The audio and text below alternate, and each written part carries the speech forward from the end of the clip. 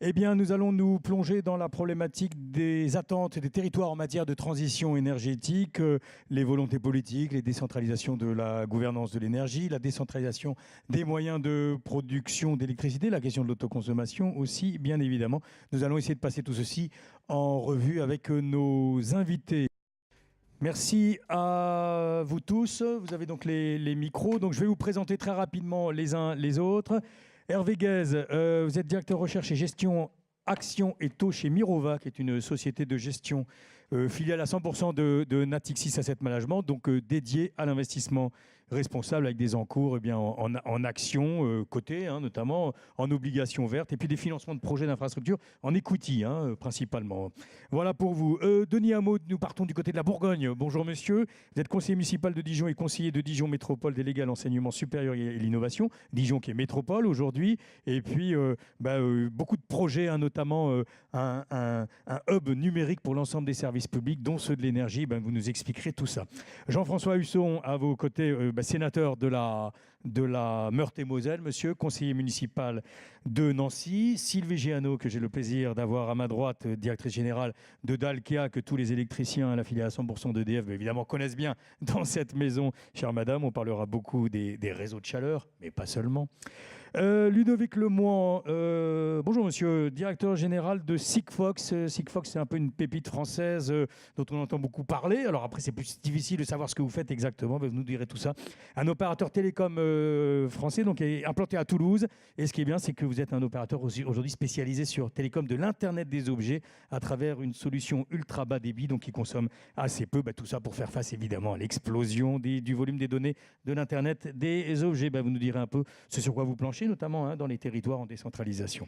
Philippe Montloubou, là aussi, que la salle connaît bien. Allez, on va vous présenter. Mais je ne vais pas dire grand-chose de plus que président du directoire d'Enedis. C'est déjà pas mal. Merci à vous. Donc, l'ex-ERDF, évidemment, au cœur de la transition. Et puis, Philippe Rapneau.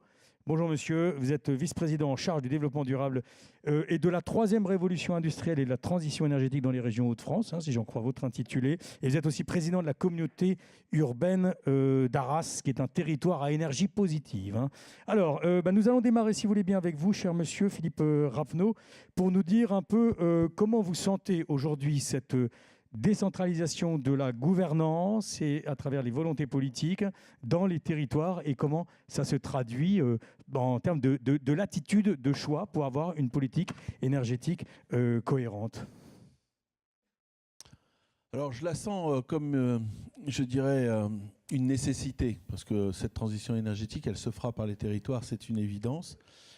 C'est une compétence qu'on nous a donnée aujourd'hui, à charge pour nous, bien évidemment, de nous organiser. Alors, si je vous parle de mon territoire, je peux vous expliquer comment nous avons engagé cela, en se demandant un peu quelle était notre situation, quelle était l'énergie, les quantités d'énergie, sous quelle forme elles étaient consommées sur notre territoire. Demain, comment nous pourrions travailler une sorte de progression dans l'autonomie énergétique, à la fois, bien évidemment, avec nos entreprises, sur notre propre patrimoine, avec les particuliers.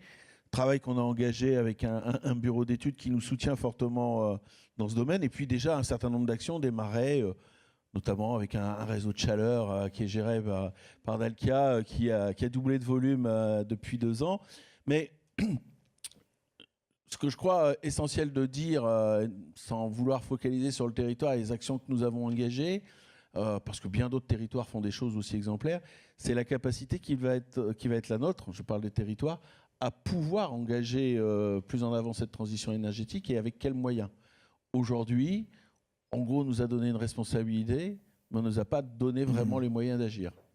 Vous nous direz sur l'élaboration des contrats de transition écologique, qui sont quelque chose qui sont porteurs et qui peuvent là avoir une vraie cohérence, une vraie rationalité dans les choix et dans les décisions d'implantation là ou là.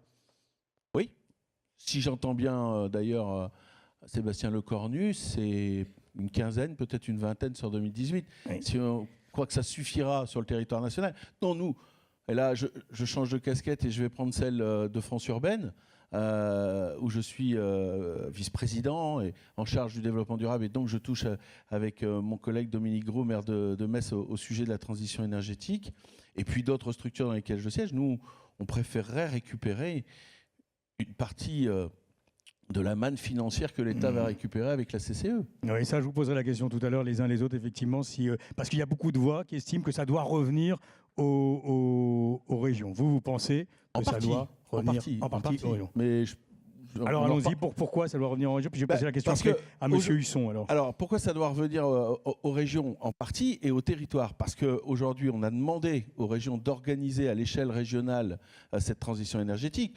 On a un SRADET à élaborer, on a un volet climat, air, énergie à élaborer, on a la responsabilité du développement des ENR sur nos territoires, etc. Enfin, on a un rôle d'ensemblier dans les régions important sur ce sujet. Où sont les moyens pour aller dans cette action? Si c'est pour faire un plan et une fois qu'il est fait, ne pas suivre le travail mené, ne pas accompagner les territoires, je ne vois pas trop l'intérêt. Et puis ensuite, je reviens sur ce que je disais, ce sont les territoires qui feront cette transition énergétique et il faut leur donner les moyens d'agir. Et donc il faut que, bien évidemment, pas seulement aller financer la mise en œuvre la réalisation d'un plan climat territorial local, c'est les actions derrière, et ce qui va être concrètement mis en œuvre par les territoires. Et c'est pour cela que sur l'augmentation prévue d'ailleurs dans le cadre de la loi de finances, si mes informations sont bonnes, assez conséquente, qui va permettre grosso modo à l'État déjà sur 2018 de prendre 900 millions d'euros, voire 1,5 million selon les cas de figure, et puis encore, 1,5 milliard, oui. Et 1,5 milliard, pardon, et encore progresser les années suivantes. Nous, on demande un petit retour sur nos territoires de l'ordre de 15 euros par habitant, 5 pour les régions et une dizaine d'euros pour les territoires. Et avec cela, je peux vous assurer que là, il y aura un levier fort et des potentialités d'évolution, bien évidemment, et surtout de l'emploi. Alors, je me tourne donc vers vous, Jean-François Husson, puisque vous avez abordé le sujet de la contribution climat-énergie. Vous étiez même défavorable, je crois, au montant annoncé. Et vous avez d'ailleurs déposé un amendement, je crois, pour qu'on ne soit validé que 2018 et qu'il n'y ait pas en quelque sorte un quitus qui soit donné. Qu'est-ce que vous voulez nous dire là-dessus? Et vous aussi, est-ce que vous pensez quand même que ça doit revenir au territoire, une partie de cette manne? D'abord, c'est un enjeu de société. Donc, il ne s'agit pas d'être contre ou pour, il s'agit d'emmener la France dans la réussite de la transition énergétique et écologique. Simplement, il faut faire preuve de sagesse parce que, à la fois, on change de tempo, on arrive dans un nouveau quinquennat. Ce n'est pas tout à fait un hasard si la nouvelle majorité présidentielle a comme numéro 2 au gouvernement Nicolas Hulot. C'est à la fois ce que certains vont appeler une belle prise. Mais l'intérêt, c'est pourquoi faire, et je le redis, c'est de réussir. Donc, quand vous regardez tout ça, vous regardez la nouvelle trajectoire carbone, la contribution climat-énergie, l'alourdissement qui est proposé sur le quinquennat, il représente un produit supplémentaire de 45 milliards d'euros. 45 milliards d'euros. On va regarder, donc nous, on a simplement dit, d'accord pour valider 2018, il y a une nouvelle majorité, on ne remet rien en cause, enfin, etc. Donc, il y a déjà une augmentation de la trajectoire carbone qui produit 3,7 milliards. La contrepartie que le gouvernement propose, c'est 180 millions d'euros en plus de ce qui était prévu. Donc, vous faites le delta, ça veut dire qu'il y a un delta de 3,5 milliards. Et les ministres, quels qu'ils soient, quelle que soit leur bonne volonté, nous, on pense une chose, c'est qu'on ne réussira que si la France joue collectif et avec tous ses territoires.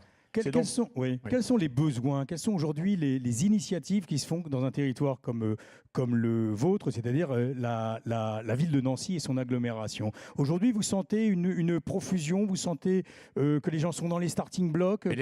Comment on peut retranscrire ce qui se passe chez vous? Et si vous voulez, à Nancy comme ailleurs, les territoires, ils fourmillent d'idées d'initiatives. La preuve, il y a eu je dirais, un espèce d'emballement lorsque, dans le précédent gouvernement, et notamment avec Ségolène Royal, on s'est engagé sur les territoires à énergie positive pour la croissance verte. 700 millions d'autorisations d'engagement, et vous avez en face 400 millions de crédits. Les élus, vous savez, sont comme tout le monde. Ils regardent la fin du mois, il faut regarder comment on gère, comment concrètement on arrive à tenir les équilibres et comment surtout on réussit. Donc les territoires s'engagent, ils ont, ça a été rappelé, des responsabilités, tout ce qui est plan climat, air, énergie territoriale. C'est double compétence région-département. On donne aux métropoles, par exemple, la compétence qualité de l'air. Mais si vous donnez des obligations et des compétences, et qu'en regard, vous ne donnez pas le début d'un fifrelin, ou d'un euro, ou d'un sou, ou d'un centime, vous l'appelez comme vous voulez, il y a un souci. Et donc, moi, je pense qu'il faut aujourd'hui réfléchir. Et le fait d'être ici, je pense qu'il faut arrêter de gaver les Français avec des impôts. Il faut la jouer collectif et intelligent. Et je pense qu'il faut se déporter. Comment? En associant les acteurs économiques. C'est-à-dire, c'est plus la dynamique énergétique et de l'économie circulaire. Ce n'est pas un mot de bavardage de plus. C'est une vraie réalité. Là où les entreprises trouveront des nouveaux dispositifs, un écosystème, des business plans, forcément, si ces entreprises trouvent ces objectifs et ces stratégies et qu'elles peuvent les mettre en œuvre, c'est parce qu'en face, vous avez une réponse. Et en détournant, on crève de l'impôt. Enfin, objectivement, je le dis quand même, on a une dépense publique en 2018 qui va continuer d'augmenter, Donc, à un moment donné, il faut arrêter et il faut entraîner le pays. Et pour ça, on a besoin d'une volonté politique. Il faut jouer collectif. Toutes les collectivités, c'est le sens des France urbaines, Amorce, toutes les collectivités sont, je dirais, bras dessous et en pacte pour réussir. Et pour réussir, il faut le faire avec l'État et il faut le faire en bonne intelligence avec également les prescriptions de l'Europe. Alors voilà, merci pour le message, donc le contexte et puis cette question donc, de la contribution. Je poursuis mon premier tour de table avec vous. J'ai l'impression de commencer, vous ne m'en voudrez pas, madame, avec les politiques, mais c'est vrai que ce sont là eux qui sont au cœur du sujet. Donc je poursuis avec vous, cher monsieur Hameau, donc du côté de Dijon. Dijon qui est aujourd'hui capitale, métropole, pardon, qui a eu donc le statut de métropole du fait de la grande région avec la Bourgogne-Franche-Comté. Ça paraissait plus logique que c'est un statut de métropole. Alors, qu'en êtes-vous sur votre grand projet? On va rentrer un peu dans le détail. Vous avez un grand projet de ville numérique, de faire de Dijon une métropole totalement connectée avec ils vont monter un centre de pilotage, c'est ça, qui est dédié à l'ensemble des services publics, notamment alimenté par les données collectées par les objets connectés. Alors, racontez-nous tout ça. Est-ce que ça coûte cher? Comment ça se met en place? Alors d'abord, à quoi ça sert? Parce que quand on travaille sur des projets comme ça, en tout cas quand on est élu, qu'on essaye de faire ça comme il faut avec François Rebsamen, on s'est posé la question, c'est quoi la vision de notre territoire et quelle stratégie on peut mettre en œuvre par rapport à cette vision? Nous, notre vision, elle est assez simple. D'abord, c'est un territoire où les gens ils doivent se trouver bien. Donc c'est un territoire qui doit être agréable, où l'énergie doit être peu chère, parce qu'elle contribue à un gain de pouvoir d'achat lorsqu'on fait des réseaux de chaleur, par exemple. Où l'eau doit être de qualité, parce que quand il n'y aura plus d'eau, on sera tous morts. C'est assez simple. Il n'y aura plus de biodiversité. Donc moi, je suis plutôt dans une logique où la transition énergétique, elle est un élément de la transition écologique qui est beaucoup plus globale, et qu'on est en interaction en fait avec la nature. Donc notre sujet, c'est quand même cette métropole... comment elle peut être utile, comment, par rapport à l'idée de ville intelligente, elle peut être utile d'abord aux citoyens. Donc, ensuite, vous avez le support. Le support, c'est la technologie, c'est tous vos objets connectés, tous vos capteurs, toutes vos caméras de vidéosurveillance, voilà, tous vos parkings qui peuvent être intelligents. Enfin, bon, parce qu'en fait, ils envoient de la donnée, ils envoient de l'information. Donc, ce qu'on a voulu faire, c'est que quand on a réfléchi à ce projet il y a 3 ans, donc je suis content d'être là parce qu'on était à Barcelone il y a 3 semaines. On a fait Paris avec Jean-Luc Moudin qui a essayé le poste de pilotage connecté lors du Congrès des maires. Et puis hier, j'étais à Lyon avec les travaux publics. Et donc, c'est intéressant de se dire que c'est les autres qui nous disent que ce que vous faites, c'est pas mal, on le regarde. C'est déjà un premier signe. On n'est pas en train de s'autoproclamer ville intelligente et Smart City parce que dans un petit coin, on a réussi à faire une petite application. C'est pas le sujet. Le sujet, c'est qu'à l'échelle de 260 000 habitants, à l'échelle de 24 communes qui ont une vraie dynamique ensemble, un vrai contrat ensemble, on s'est emparé de ça en se disant on a 6 postes de commandement aujourd'hui qui sont opérés en vertical métier et en silo, comme on dit, mais puis c'est une très grande spécialité française, le silo. On devrait déposer le brevet. Et donc, tout ça, en fait, fonctionne très bien, puisque chaque fonction de la ville, la mobilité, oui, bien sûr, la sécurité, tout ça fonctionne très bien. Simplement, ça n'est pas interconnecté, donc on a des pertes de coordination, on a des pertes de mutualisation, on a des pertes d'information, et donc tout ça pourrait être beaucoup plus efficient. Donc derrière, on réfléchit à, bon, ok, mais on ne va pas faire payer des impôts aux gens, parce que le sujet, c'est quand même qu'on est dans un moment où c'est un sujet sensible, ça l'est toujours. Et donc, quel modèle économique il peut y avoir derrière cela ? Et là, en s'interrogeant bien sur les différentes composantes de ce qu'on pilote dans une ville, il y a un sujet, c'est l'éclairage public, par exemple. L'éclairage public, aujourd'hui, il vous permet de faire beaucoup plus de choses que juste éclairer une rue quand il fait jour ou quand il fait nuit. Vous pouvez le moduler, vous pouvez l'éteindre à volonté, vous pouvez lui demander de compter des flux dans la rue, vous pouvez lui demander beaucoup de choses. Et donc, à Barcelone, par exemple, quand on a fait un benchmark, ils ont réussi à faire 65% d'économies sur l'éclairage public. On a regardé tout ça. Et en dégageant 65% d'économies, on génère suffisamment d'investissements pour, sur 12 ans, créer un contrat avec 4 grands groupes, donc avec Bouygues, EDF, avec Citélum, avec Capgemini et avec Suez. Et donc, en fait, on a l'ensemble des opérateurs qui font dans les réseaux ce qui peut être une ville intelligente. Est-ce qu'on peut y mettre des moyens de production? Vous avez donc avec Dalkia un réseau de chaleur qui est évidemment connecté, etc. Madame, vous aurez l'occasion de nous dire tout ça, comme c'est aujourd'hui la tendance d'avoir et puis de prévoir du stockage, etc., qui soit connecté. Mais ça peut être géré aussi en partenariat avec Dalkia à travers ces centres de pilotage. Bien sûr. Alors nous, notre parti pris, parce que quand on est élu, il faut être responsable, hein. Enfin, on essaye de faire ça. C'est d'abord qu'on veut le meilleur de l'innovation privée, parce qu'on pense qu'il faut s'appuyer dessus. Et en même temps, on veut garder le leadership public, parce qu'à un moment donné, la question des données est une question centrale. Monsieur Villani, juste avant, l'a évoqué. La question des données, c'est d'abord une question qui est très sensible. Et donc, nous, on est sur l'open data, nous sommes propriétaires des données. Donc ça, c'est un élément clé. La deuxième chose, il y a une gouvernance des données qui va être organisée, élaborée avec les partenaires. Et ensuite, notre objectif, c'est d'en faire un levier d'attractivité, puisque moi, je vous l'avais dit, je suis aussi en charge de l'enseignement supérieur, grandes écoles d'innovation. Je suis aussi vice-président à l'économie sociale et solidaire, ce qui me permet d'avoir une vision d'ensemble à la fois des trois niveaux de décision et en même temps d'articuler l'ensemble des composantes qui font qu'à un moment donné, un territoire va créer des synergies positives. Bon, vous aurez l'occasion de revenir sur le sujet effectivement des données, qui est un sujet essentiel dans la question de la gouvernance au sens large. Alors, Philippe Monloubou, je me tourne vers vous. Vous avez écouté religieusement ce qui se fait. Est-ce que vous avez pensé avec nostalgie au bon vieux temps où c'est vous, en quelque sorte, qui décidiez, entre guillemets, et qu'aujourd'hui, si vous êtes toujours au cœur des réseaux, de l'enjeu des réseaux de distribution dans le monde de demain, vous n'avez plus tout à fait la main comme vous aviez pu l'avoir, et en même temps vous avez vu toute cette profusion d'initiatives qui se passent dans les régions. Quelle est la stratégie d'Enedis en la matière par rapport au territoire? Alors merci. J'allais dire en première réponse, d'abord, on n'a pas le temps d'avoir de la nostalgie aujourd'hui sur les réseaux. Je crois que ce qui vient d'être exprimé le met clairement en évidence. Aujourd'hui, la réponse d'Enedis, au sens stratégique, si on ne veut pas galvauder le terme, c'est l'anticipation, c'est la capacité à aujourd'hui créer les conditions pour que justement cette transition énergétique se développe dans les territoires d'abord, puisse donner également toute la dimension industrielle au réseau de distribution français et à la filière française également. On en reparlera tout à l'heure, peut-être avec mon collègue à ma droite.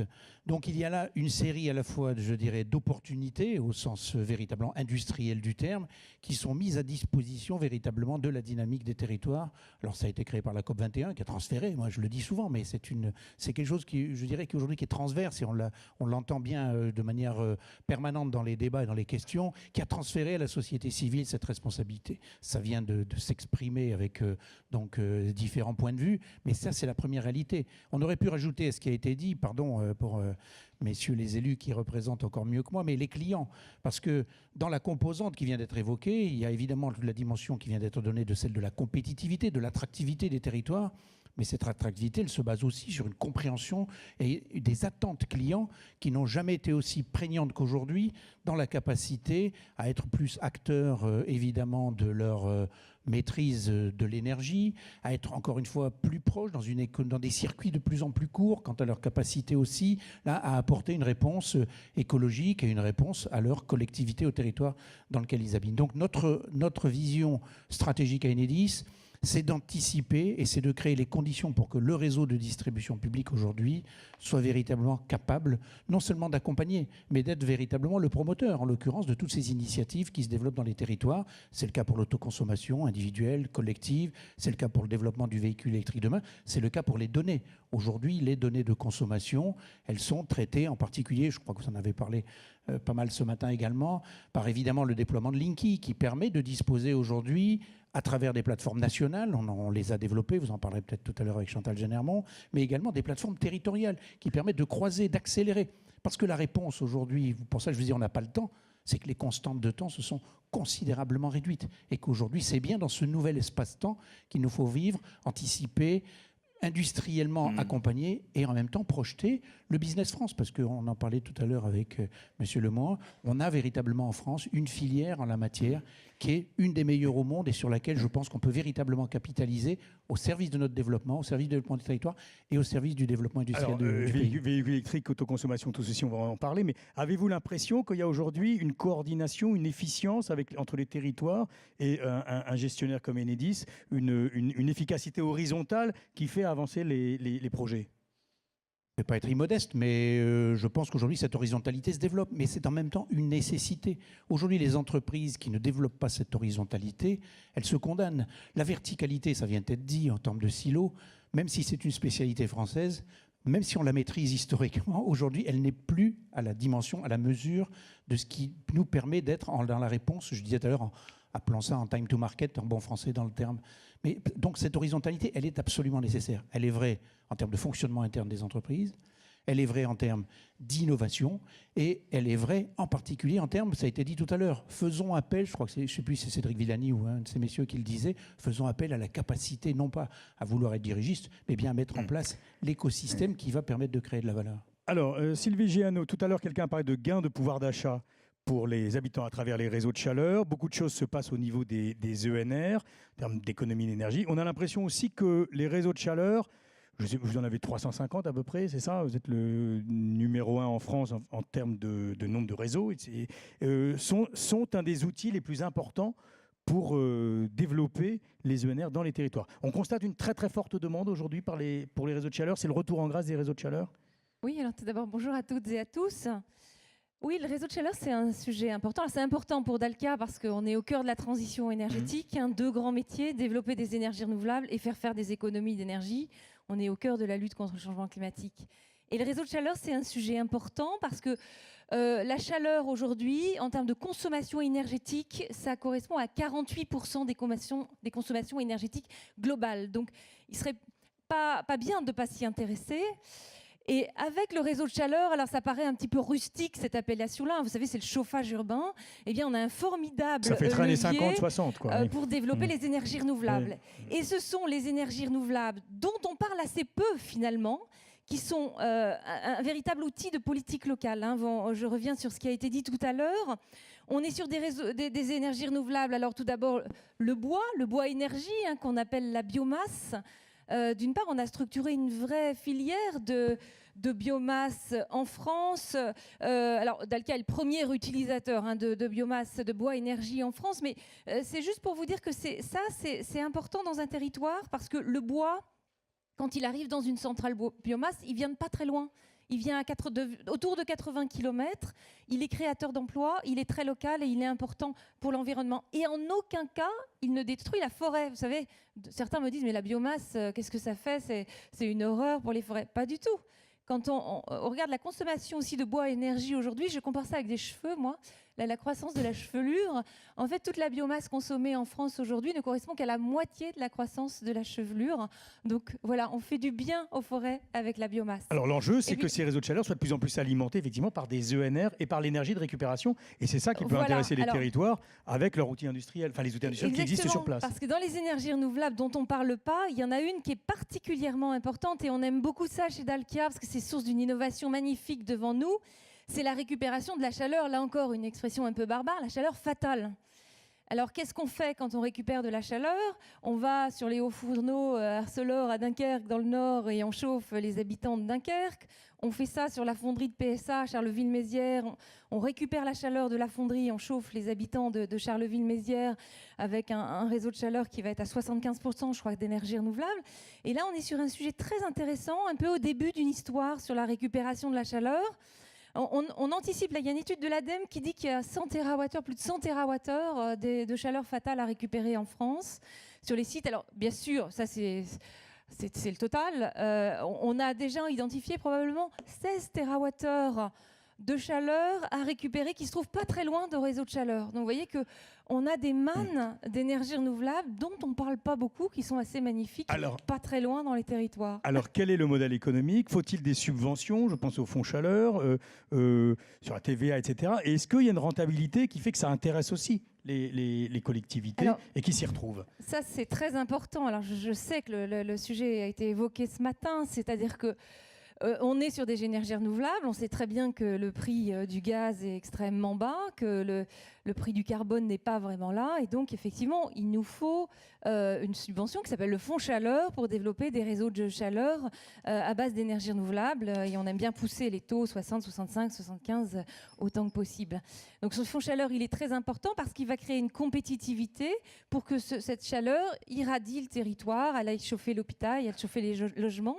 Et là où vous avez raison, c'est que grâce à cette TVA qui est à 5,5 quand on a un réseau de chaleur qui est majoritairement à partir d'énergies renouvelables, eh bien on arrive dans des quartiers, parfois des quartiers très socialement défavorisés, et on arrive à les sortir de la précarité énergétique. Donc je rebondis sur ce que vous avez dit, c'est important, ce pouvoir d'achat qui est regagné avec cet outil qui est à la fois au cœur de la lutte contre le changement climatique et puis au cœur de l'économie locale. Alors, pour poursuivre notre premier tour de table, vous aurez l'occasion après, je vous repasserai la parole, messieurs, pour nous dire, vous, l'intérêt que vous voyez dans les réseaux de chaleur, notamment les réseaux connectés, bien évidemment, pour le pilotage et donc la gestion des services publics. Mais je me tourne d'abord vers vous, Hervé Guèze, et puis après donc vers monsieur Lemoine. Vous intéressez, donc je l'ai dit, vous société de gestion, 8 milliards d'euros en investissement responsable, en actions, en obligations et en equity. Les réseaux de chaleur, par exemple, c'est quelque chose qui vous intéresse. Qu'est-ce qu'il y a d'autre, et qu'est-ce qu'il y a d'autre qui peut vous intéresser en initiative région à financer ?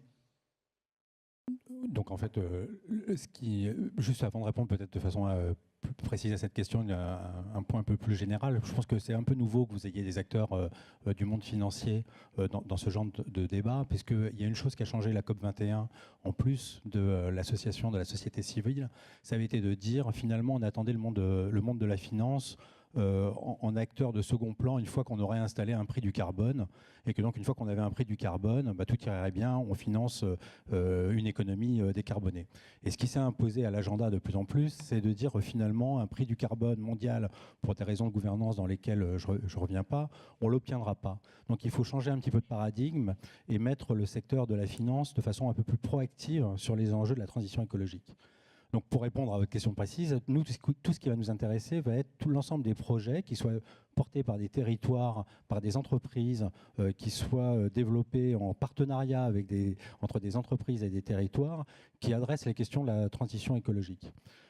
Alors ça peut être via des instruments très traditionnels, du financement de projets en projets d'infrastructure, ça peut être des investissements en equity sur des entreprises qui innovent en la matière, ça peut être aussi de l'innovation financière via des fonds spécialisés qui peuvent être dédiés soit sur une problématique à une échelle mondiale. On a par exemple un fonds qui travaille sur la question de la réhabilitation des sols dans le monde, ou ça peut être des fonds qui peuvent être créés à une échelle locale, territoriale, sur une problématique large, transition écologique, ou sur des problématiques importantes. Ce qui nous semble aujourd'hui important de voir, c'est plutôt que d'avoir une dichotomie entre de la finance publique pour essayer de financer ce qui n'est pas finançable par le privé, ou du financement privé pour financer les modèles économiques installés. Il est aujourd'hui possible de co-construire des solutions financières innovantes dans lesquelles on a du public ou des acteurs qui sont là pour prendre des parts de risque, pour dérisquer, de façon à faire de levier sur de l'investissement privé. Est-ce qu'il y a des projets d'infrastructure ENR avec les régions sur lesquels vous travaillez, par exemple, en France ? Oui, j'ai pas la liste en tête, mais on est impliqué sur il y a un champ éolien, plusieurs champs éoliens, pas mal de solaire, la biomasse très peu en fait. On a désolé, mais ça va venir, mais on a essentiellement aujourd'hui développé une vingtaine de projets en éolien un peu partout sur le territoire. Le solaire photovoltaïque commence à se développer, puis on a quelques projets de biomasse. Alors, merci à vous. Je vous réinterrogerai tout à l'heure, mais je vais passer la parole à Ludovic Lemoine. Et on va aborder sur la question des données, comment les données peuvent être réparties, travaillées, valorisées avec les territoires. Vous mettez souvent en avant que l'enjeu, notamment par rapport à la transition énergétique et aux ENR, c'est le coût d'acquisition de la data à usage énergétique. Et j'en ai reparlé avec vous au téléphone, vous m'avez dit que les collectivités ne font pas assez de travail sur ce sujet. Est-ce que vous pouvez nous en dire plus ? Tout d'abord, je pense qu'il y a plein de choses qui ont été dites et qui ne s'arrêtent pas aux frontières de la France. La transition, transition énergétique, les problèmes environnementaux, ça ne s'arrête pas à nos frontières. Et on a un enjeu Je reprends une des questions qui a été posée à Cédric tout à l'heure sur l'importance des données, les GAFA et les BATX qui sont leurs équivalents chinois. On a une chance énorme, on parlait tout à l'heure avec Philippe, on a des grosses entreprises industrielles aujourd'hui qui sont des fleurons mondiaux qui génèrent de la donnée, énormément de données. Alors, de tout type, concernant tout vertical, dans la santé, dans l'énergie, dans le transport. Il n'y a pas un domaine qui échappe. Et il y a une question qu'on ne se pose pas, et je vais parler un petit peu des rôles des financeurs aussi, c'est qu'une donnée, elle doit avant tout être évaluée en tant que porteuse de valeur. C'est-à-dire que si on connaît une poubelle, par exemple, on devrait être capable de donner la valeur de la donnée qui constitue le niveau de remplissage. Est-ce que ça vaut $1, $2, enfin 1 euro, 2 euros, 3 euros, etc. Et dès l'instant qu'on doit créer ce métier-là, qui n'existe pas encore, et là je suis en train de créer un nouveau métier qui s'appellerait le data économiste, être capable sur une donnée quelconque d'évaluer sa valeur. Et dès qu'on aura fait ça, tout métier, tout marché confondu, on se posera la question, est-ce qu'on sait la produire moins cher que ce qu'elle va nous rapporter?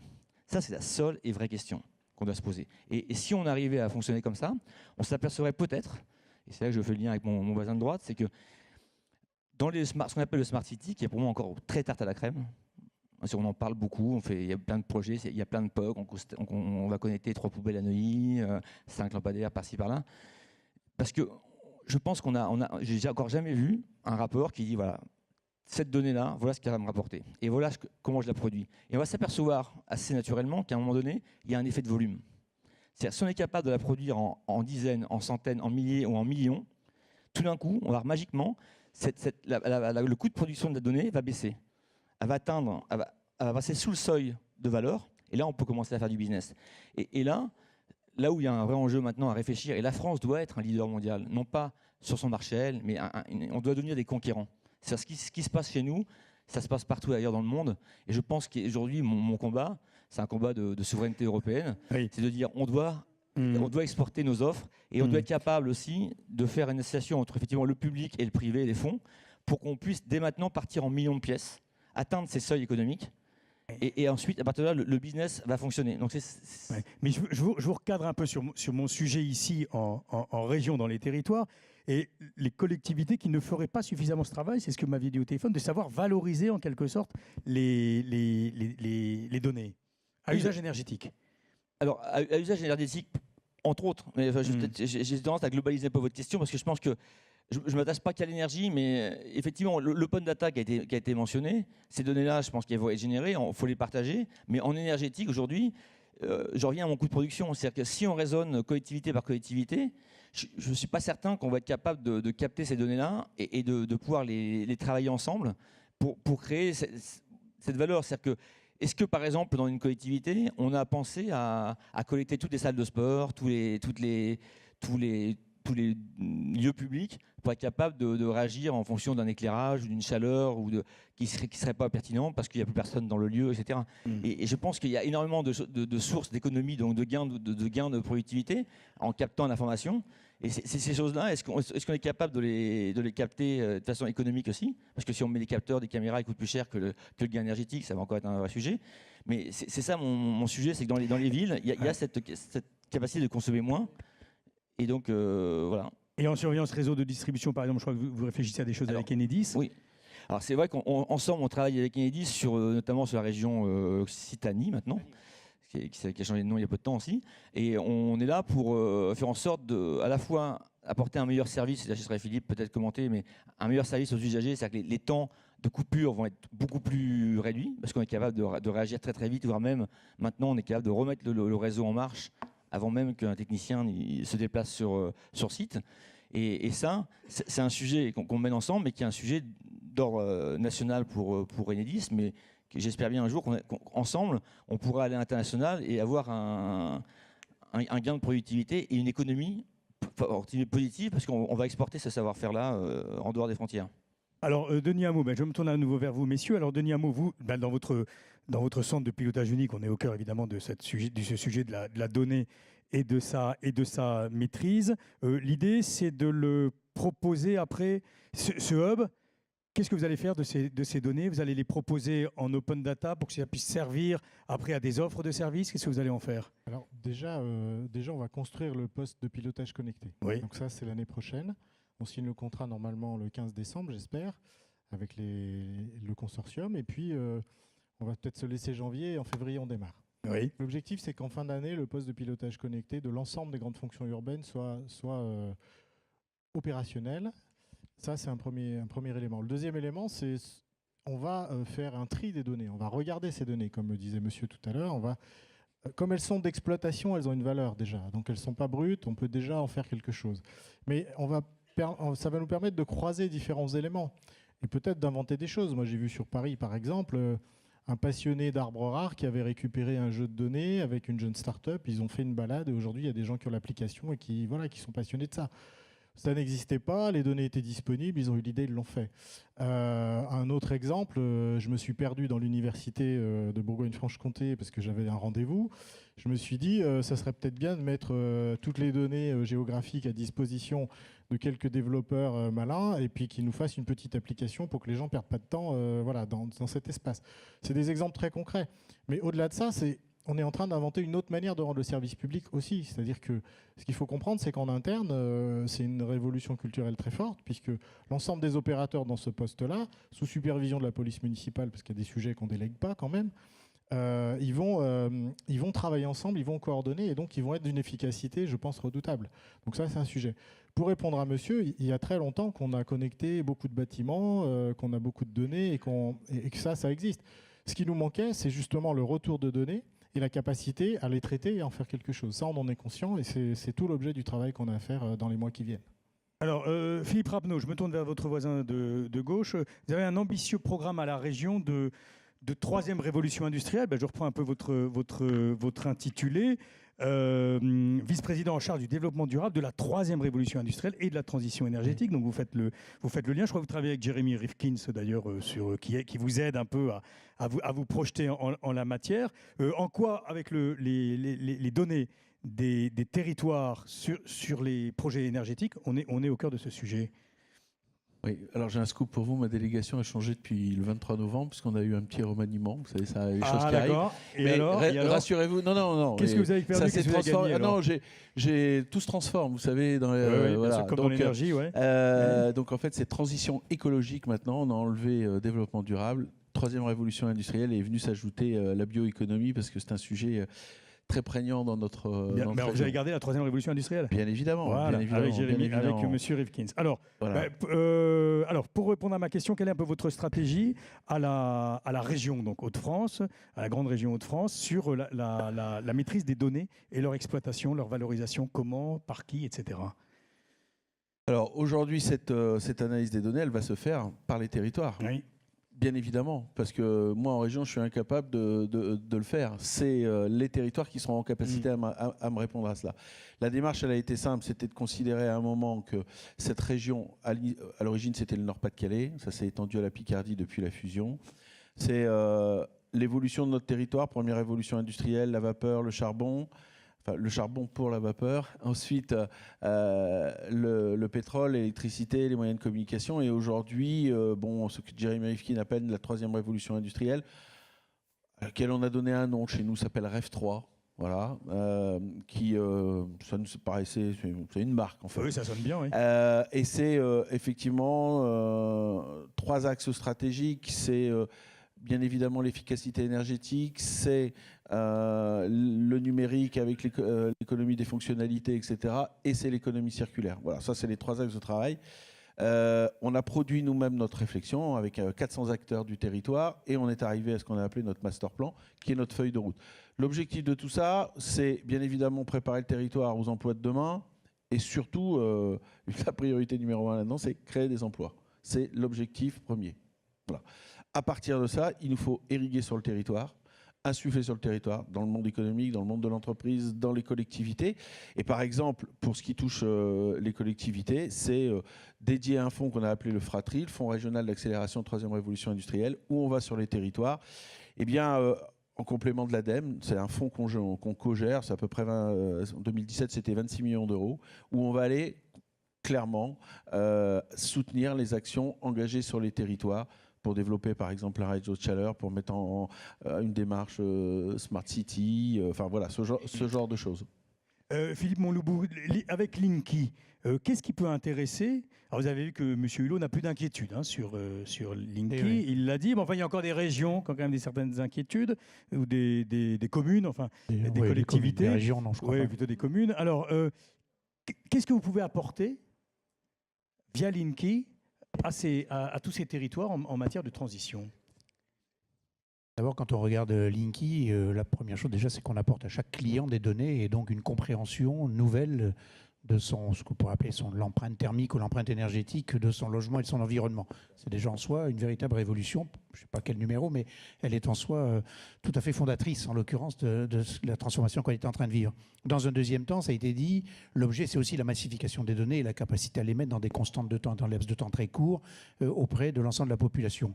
La loi a déjà fait son chemin, que ce soit la loi de transition énergétique ou la loi pour une république numérique, et qui nous a, je dirais, permis de révéler toute l'anticipation qui avait été la nôtre, je le disais tout à l'heure, dans la mise à disposition de données de manière massive en open data. Et ça, c'est le premier étage de la fusée, et Chantal en parlera tout à l'heure, avec la création d'une agence qui, aujourd'hui, à l'échelle de l'ensemble des acteurs de la distribution, Elec comme Gaz, peut-être transport demain, permet de mettre à disposition de l'ensemble du marché ces données de manière fluide, certaine, fiable et sécurisée.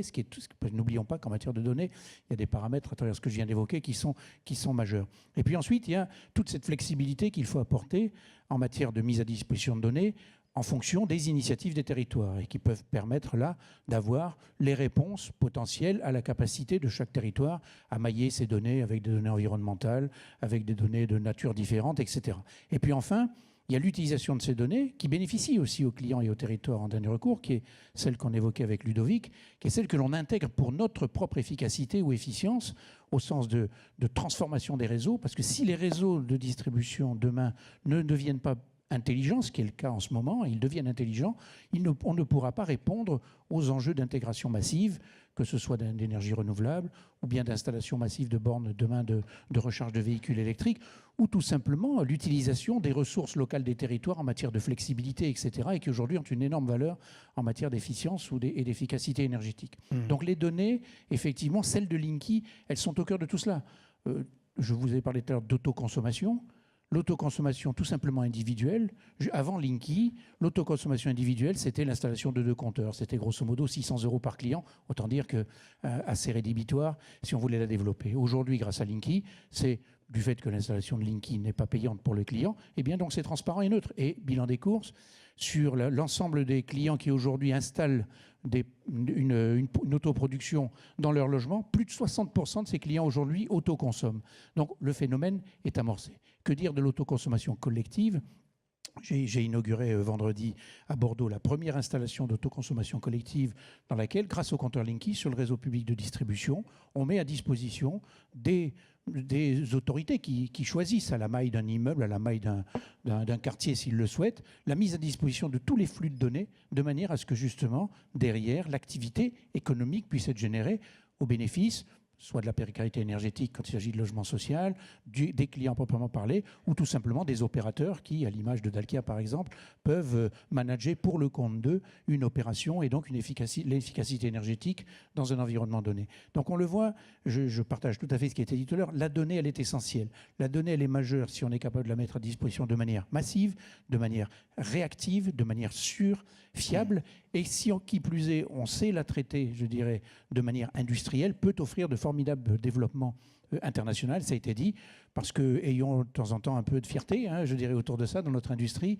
Aujourd'hui, l'industrie des réseaux électriques intelligents au sens large est probablement une des plus performantes que l'on connaisse, et je pense qu'on peut s'appuyer là-dessus pour faire valoir le développement du pays. Alors, avant de passer la parole à M. Husson, Dalkia, par exemple, l'autoconsommation collective, le mécanisme qui va se mettre en place, vous avez vu que la Creux consulte en ce moment, et puis on attend des choses pour janvier. L'UFE a sorti son étude aussi sur l'autoconsommation et demande transparence et égalité. Vous, c'est quelque chose qui peut vous intéresser en tant que réseau de chaleur, par exemple, ou dans d'autres solutions, et vous pouvez le proposer à un écosystème voisin ? Je voulais juste, pour répondre à votre question, revenir sur ce sujet des data, parce que je pense que fondamentalement, on va y trouver de la valeur. En matière d'économie d'énergie en particulier, plus on a aujourd'hui, on recueille déjà beaucoup de data, parce que le contrat de performance énergétique qu'on conduit aujourd'hui en matière d'efficacité énergétique, c'est un acteur tel que nous qui dit à un client, on va vous faire 20%, 30%, 40% d'énergie, on s'engage, et si on ne réalise pas l'engagement, la paume, elle est pour nous. Donc vous voyez que le sujet des data est extrêmement important. Donc on a déjà des data qu'on recueille, effectivement, vous l'avez dit, alors nous on appelle ça les Dalkia Energy Saving Center, ça peut les salles de trading, mais on est au début d'une histoire. On va pouvoir récupérer demain, grâce à des technologies telles que vous les poussez, des quantités de data, et des quantités de data qui vont être de plus en plus temps réel et de plus en plus diverses. Et le sujet est, donc c'est le data économiste ou le data scientist qui va créer ces modèles de data pour nous, en ce qui me concerne chez Dalta, qui va pousser les modèles d'économie d'énergie et donc pousser les modèles d'économie tout court pour les acteurs. Et cette valeur, on va la trouver. Je citerai quelques exemples. En ce moment, on est en train de tester ce que nous rapporte, par exemple, on est un gros acteur des piscines chez Dalkia, parce que c'est un gros poste de dépenses de consommation dans les collectivités. On est en train de regarder ce que nous apporte la donnée de savoir le nombre de personnes tout bêtement qu'il y a dans le bassin à un moment donné en temps réel. Eh bien, là, on a un modèle d'économie d'énergie qui tend à se structurer, on trouve des gains et on pousse quelques pourcents de plus d'économie d'énergie et donc d'économie tout court. Mais le réseau, par exemple, à Lyon, qui est un des plus gros réseaux bas carbone thermique, on en a parlé l'an passé au Smart Energy Summit, c'est totalement connecté. Exactement, parce que sur les réseaux de chaleur, on retrouve des logiques d'optimisation du même ordre. Alors, sur le réseau de chaleur, alors à Lyon, on va faire x3, on va atteindre un 1 TWh à 65% d'énergie renouvelable. Et pour atteindre ce 65% d'énergie renouvelable tout le temps, au maximum, on va le rendre intelligent. Intelligent, ça veut dire quoi? Ça fait bizarre, le chauffage urbain intelligent, vous voyez bien, on voit bien le smart grid en électricité. Eh bien, on va mettre en place des zones de stockage, un petit peu comme à la maison, les ballons d'eau chaude, sauf que là, il y en a 6000. Oui, ils sont un peu plus 6000 gros, ballons d'eau chaude, un peu plus gros. Ouais. On va connecter alors on appelle ça les sous-stations, donc c'est quand le réseau de chaleur arrive en pied d'immeuble, connecter ces sous-stations, ces entrées, et on va piloter ça en temps réel pour faire du lissage de courbes de consommation. C'est-à-dire que quand il n'y a pas tellement besoin de chaleur dans la journée, on va produire avec des énergies renouvelables, stocker dans nos citernes, dans nos ballons d'eau chaude, et on les restituera le soir pour lisser notre courbe de charge et optimiser toute la performance énergétique durable, je dirais même, de ce réseau. Alors, je vous pose ma question sur l'autoconsommation collective. Est-ce que ce sont des choses qui vous intéressent chez Dalkia? Oui, sur quoi planchez-vous? L'autoconsommation, en général, nous intéresse, alors qu'elle soit collective. C'est-à-dire, l'intérêt de data, c'est qu'on va voir se structurer dans les territoires, je reprends le terme de Cédric Villani, ces écosystèmes où on va faire des économies d'énergie, du réseau de chaleur smart, comme on dit, où on mettra de l'autoconsommation. Et on va avoir des quartiers qui, finalement, avec ces jeux de j'autoconsomme mon électricité, j'ai mon réseau de chaleur intelligent qui peut être chauffé avec de la géothermie, mes économies d'énergie, finalement, j'ai un bilan global dans la transition énergétique qui est un des meilleurs jamais réalisés. Et les datas vont être extrêmement essentielles. Je suis persuadée qu'on va trouver cette valeur sur nos thématiques. En tous les cas, je partage quand même cette préoccupation-là, bien sûr. Nous, on parle de la connexion de sites pertinents parce qu'il faut effectivement qu'il y ait une valeur économique à ce qu'on met et à ce qu'on connecte, bien sûr, parce qu'il y a un coût du capteur. Alors, l'autoconsommation collective. Tout à l'heure, il y aura un face-à-face sur la décentralisation et la question de la péréquation avec Stéphane. Juste avant, je me tourne vers vous, Jean-François Husson. Vous constatez aujourd'hui des demandes en autoconsommation, qu'elles soient individuelles ou collectives. Est-ce que dans les territoires, les citoyens, dans le vôtre, s'en emparent? Non, je pense qu'il y a une demande parce qu'il y a un effet de mode, mais je voudrais revenir sur les propos de plusieurs des intervenants précédents, qui nous font d'ailleurs, pour ramener peut-être aussi le sujet là où il faut le mettre au cœur, et notamment devant des énergéticiens et des élus, c'est globalement comment on travaille sur l'efficacité énergétique, comment on réduit la consommation d'énergie. On a évoqué les réseaux de chaleur, mais les réseaux de chaleur, c'est typiquement la manière de changer d'échelle, finalement, on va dire un peu d'industrialiser, mais dans un processus collectif qui permet à tous les territoires, tous les bâtiments desservis, que ce soit de l'habitat individuel collectif, effectivement, que ce soit dans du collectif social, que ce soit des grandes administrations, parce qu'il faut, c'est compliqué de le faire à l'habitat individuel.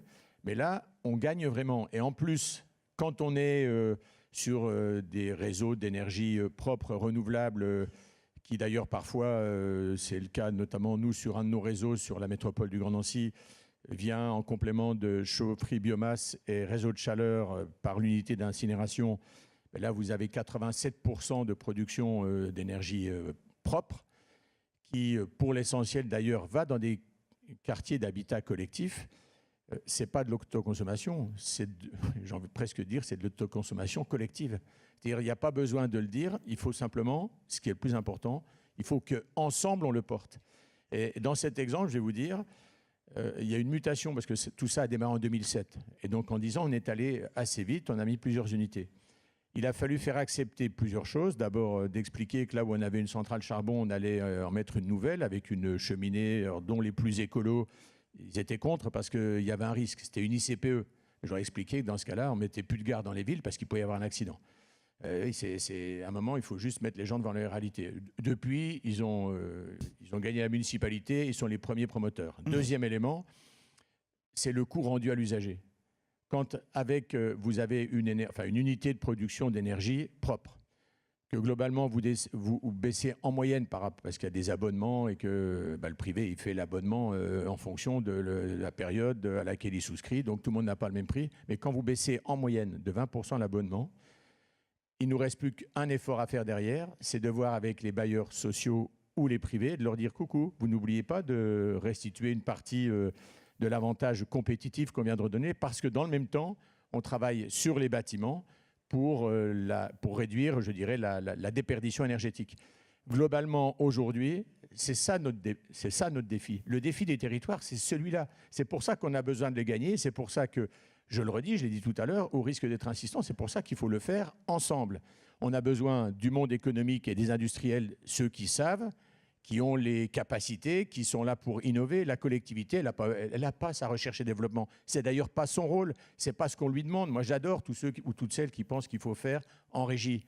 Mais à un moment donné, notre responsabilité, elle n'est pas uniquement celle-ci. Elle est d'offrir les meilleures conditions, et là, en l'occurrence, d'un territoire, alors on les appelle énergie positive, en tous les cas, qui consomment moins d'énergie, parce qu'il y a la question du climat, il y a la question de la pollution atmosphérique, et puis il y a la question de territoire large. Vous avez autour de vous 3 élus de territoire urbain. Mais la France, je veux juste le dire, c'est pas que des villes. Et on a besoin aujourd'hui d'avoir une solidarité entre tous les territoires. Et il y a d'ailleurs dans la loi aujourd'hui, selon moi, il y a des trous dans la raquette, parce que les territoires qui ont moins de 20 000 habitants, on leur explique, on a voté pour dire vous n'êtes pas obligé, vous n'êtes pas tenu de conduire des plans climat. Oui. Honnêtement, alors la solution de facilité, c'est de dire oui, vous n'avez pas beaucoup de moyens, donc on ne va pas vous embêter avec ça. Mais moi, je considère qu'il n'y a pas 2 catégories de Français. Et parfois, ces territoires, ils sont encore proches des villes. Donc là encore, il faut jouer collectif. Mais alors, dans une ville comme Nancy, est-ce que vous pouvez nous donner un chiffre? Vous arrivez à quel pourcentage d'amélioration en termes de facture énergétique, par exemple? Est-ce qu'on peut la quantifier? Globalement, alors nous, on peut vous le dire, c'est 9% de réduction sur plusieurs années. Alors, il y a eu plusieurs volets.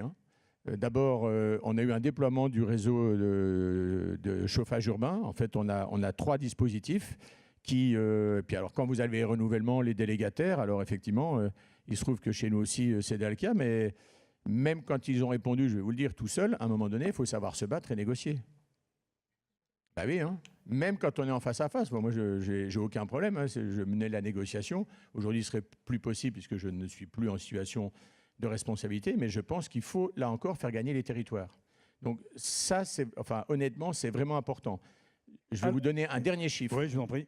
On a choisi, il y a 5 ans, 6 ans, de mutualiser les certificats d'économie d'énergie. Pas d'impôt, rien du tout. On a dit la collectivité se charge d'être pilote. Aujourd'hui, on a 3500 dossiers, donc c'est ouvert à tout le monde. La collectivité, finalement, est la locomotive. Elle centralise pour un particulier, une entreprise, les institutionnels, les commerces, tout le monde. Globalement, on a ouvert 3500 dossiers. On a redonné 4 millions d'euros et on a généré plus de 40 millions d'euros de travaux au bénéfice de l'activité locale avec de la RGE, etc. C'est vraiment un dispositif gagnant. Chose importante, chez les particuliers, c'est plutôt les personnes âgés et en retraite qui rentrent dans la dynamique. Pour une raison simple, me semble-t-il, on en parlait avec quelques-uns à la table au temps du déjeuner, c'est parce qu'il faut beaucoup insister sur le côté patrimonial. Alors, il nous reste une dizaine de minutes. Il y avait la question des changements de région, des changements de taille, parce que tous trois, messieurs, vous êtes dans des régions qui ont changé de dimension avec les Hauts-de-France, le Grand Est et puis Franche-Comté, Bourgogne. Alors, est-ce que l'un de vous trois veut s'exprimer sur est-ce que ça complique les choses ou est-ce qu'au contraire, ça les rationalise d'avoir des changements de taille région ou pas? Non, ça ne vous inspire pas? Non, mais les deux, enfin, je veux dire, ça donne une échelle plus pertinente sur certains dossiers et ça les complique parfois dans d'autres. Sur quel dossier c'est plus pertinent, sur quel dossier c'est plus compliqué? Quand vous lancez la troisième révolution industrielle à l'échelle de 2 départements et qu'il faut aller travailler avec les 3 autres, on travaille à une échelle qui est beaucoup plus pertinente, effectivement. Sur le numérique, c'est... Voilà. Moi, 15 secondes pour revenir sur l'autoconsommation collective. Est-ce que je le dis, j'ai le sentiment qu'on parle beaucoup des particuliers, mais dans ce domaine, il y a beaucoup à faire aussi, à mon sens, dans le domaine de l'industrie, des zones d'activité. Moi, sur mon territoire, on est allé tirer toutes les sonnettes des entreprises de nos zones d'activité, toutes. Et on leur a demandé ce qu'ils consommaient, quel type d'énergie, est-ce qu'ils relâchaient éventuellement, est-ce qu'ils étaient capables de le quantifier, etc. Et aujourd'hui, on est en train de monter l'idée, c'est de faire des sociétés coopératives à l'échelle de nos zones d'activité pour mutualiser l'énergie, parce qu'ils ne le font pas d'eux-mêmes. Si on ne va pas les inciter à le faire, et si on ne discute pas avec eux en disant « vous avez de l'énergie fatale », j'ai beaucoup d'entreprises agroalimentaires, je ne vous dis pas ce qui sort dans la nature. Et l'idée, c'est d'aller récupérer tout ça et puis d'aller aider l'industriel d'à côté, parce que naturellement, ils n'y vont pas, ils ne se parlent pas, et donc on travaille là-dessus. Et en termes, je dirais, de gains, puisque vous évoquiez la question avec mon collègue à côté, ce qu'on a dans nos ambitions affichées, ce qu'on pense pouvoir gagner sur le territoire, aujourd'hui, on est à 1,8-1,9% d'autonomie énergétique sur notre territoire. On pense qu'on peut très facilement multiplier par 5 d'ici 2030 et par 15 d'ici 2050. Vous voyez les résultats que ça peut donner. Oui, le message est passé. Alors, on va conclure sur la question de la mobilité, peut-être avec vous, monsieur Lemoine, avec vous aussi, donc monsieur Guès, si vous avez s'il y a des sujets qui vous intéressent en la matière sur les territoires. Monsieur Lemoine, véhicules et bornes, vous avez l'impression qu'il y a des choses intéressantes qui se font en matière de transition énergétique sur le sujet dans les territoires où c'est désordonné?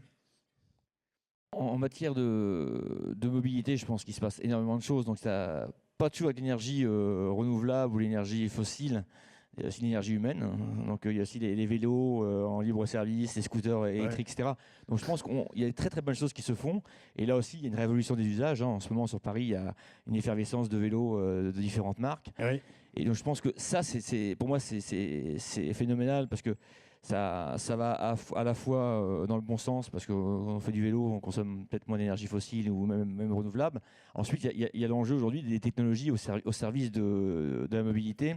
Ça a été évoqué tout à l'heure, lorsqu'on aura énormément de voitures électriques, comment on va être, ou scooters électriques ou vélos électriques, comment on va être capable d'alimenter et de gérer les pics d'énergie.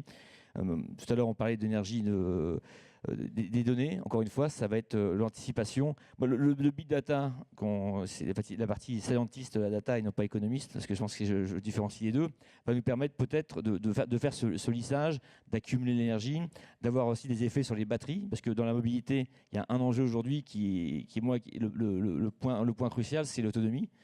J'ai lu récemment qu'il y avait un constructeur qui faisait une batterie de 800 km d'autonomie pour une voiture qui chargeait en 1 minute. Si c'est vrai, encore une fois, j'ai lu ça dans un article de Science, mais ça fera beaucoup si on passe à l'industrie là-dessus, c'est un vrai game changer pour tout.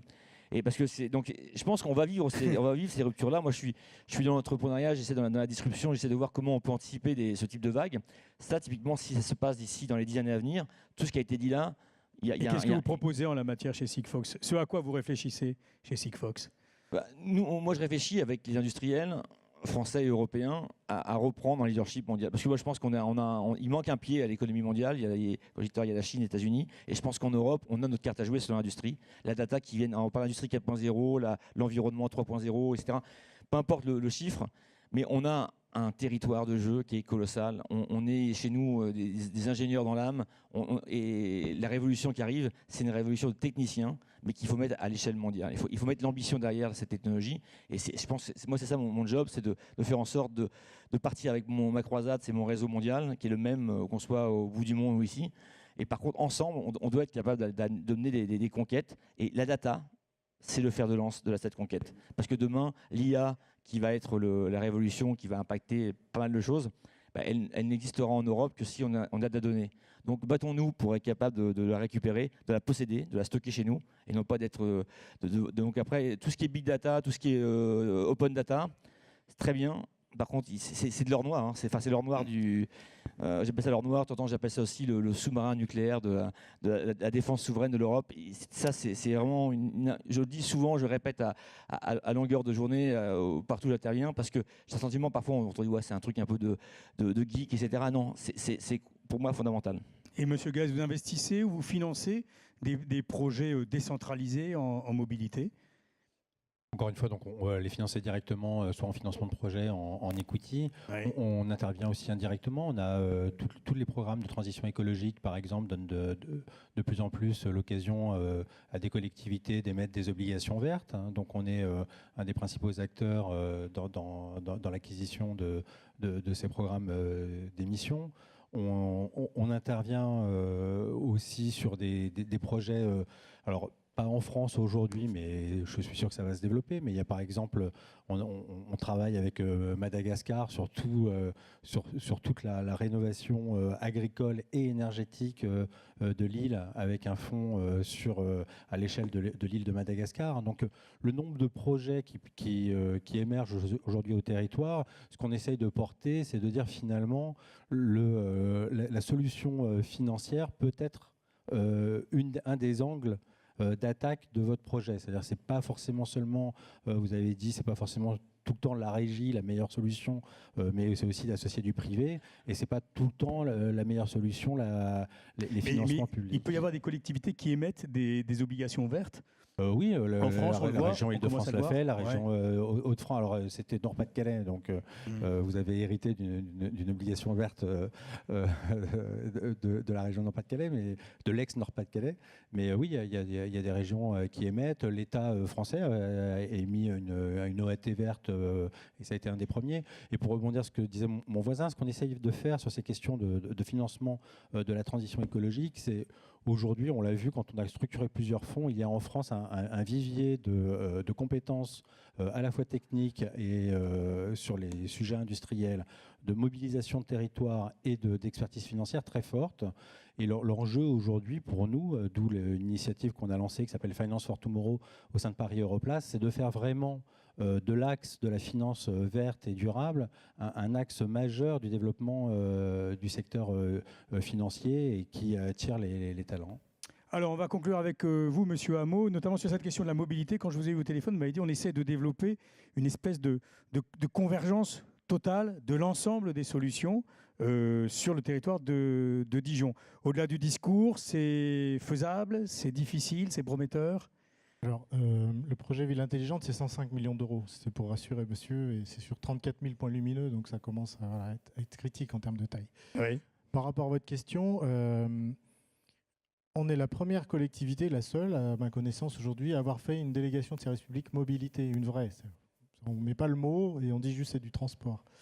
En fait, on a demandé à l'opérateur, aux opérateurs qui ont concouru, de se débrouiller dans la ville pour simplifier la vie d'un habitant ou d'un touriste, enfin de n'importe quel usager de la voie publique qui a envie de se déplacer.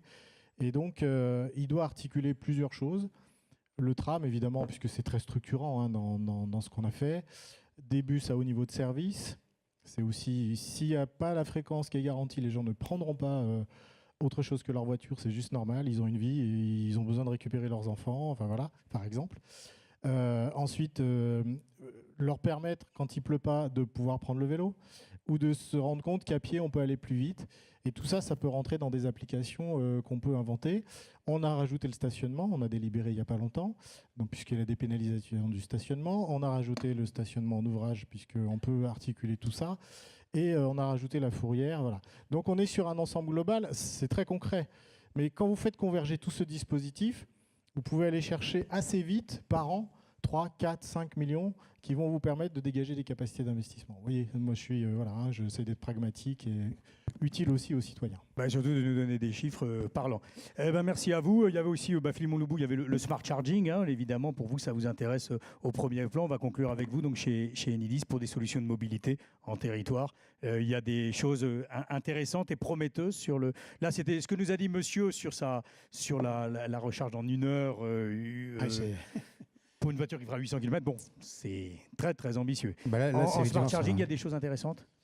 Oui, il y a des choses intéressantes et je pense que je reviens à ce que la toute première question que vous m'avez posée, qui était celle de l'anticipation. Aujourd'hui, au regard des technologies actuelles, sans parler des game changers qu'on vient d'évoquer, on pourrait dire qu'on a encore quelques années devant nous. Je dis on pourrait dire. La réalité n'est tout autre. C'est aujourd'hui qu'il faut inventer les solutions qui vont permettre au réseau justement d'accueillir massivement des bornes de recharge. Alors ça sous-tend effectivement de travailler sur le smart charging, à minima déjà pour le développement hexagonal. C'est des choses que l'on fait. On a plusieurs démonstrateurs, plusieurs choses qui sont aujourd'hui développées et qui, encore une fois, se traduiront, comme on l'a dit, par la data, par Linky également, qui va permettre de développer cela. Mais le deuxième élément, et moi je voudrais conclure sur ce que disait Ludovic à l'instant, aujourd'hui on est sollicité. La France fait référence dans beaucoup de domaines et on est sollicité. Par exemple, là on est sollicité par l'Inde, on est en train de signer un MOU avec nos collègues de l'Inde, parce que leur ambition, de la même manière, est à l'horizon 2030 de l'avoir aussi également passé l'ensemble de leurs véhicules aux véhicules électriques. Ça sous-tend que derrière, les réseaux doivent être capables d'être structurés en conséquence, doivent être des réseaux beaucoup plus intelligents, d'avoir les réseaux de données qui sont en conséquence, qui sont en regard, donc d'avoir créé avec eux, parce qu'on ne va pas le faire tout seul forcément ici dans notre hexagone, également avec eux, avec l'environnement international, dans ce monde connecté qui est le nôtre aujourd'hui, d'avoir été chercher des solutions. Et là-dessus, on a vraiment des choses à faire valoir, on a un savoir-faire, on est reconnu. Par contre, il faut y aller, c'est ce qu'on disait tout à l'heure, il faut y aller ensemble, il faut aller ouvrir ces portes-là et aller chercher ces nouveaux horizons. Et Enedis aujourd'hui est en situation de le faire. Merci à vous, merci madame, merci messieurs.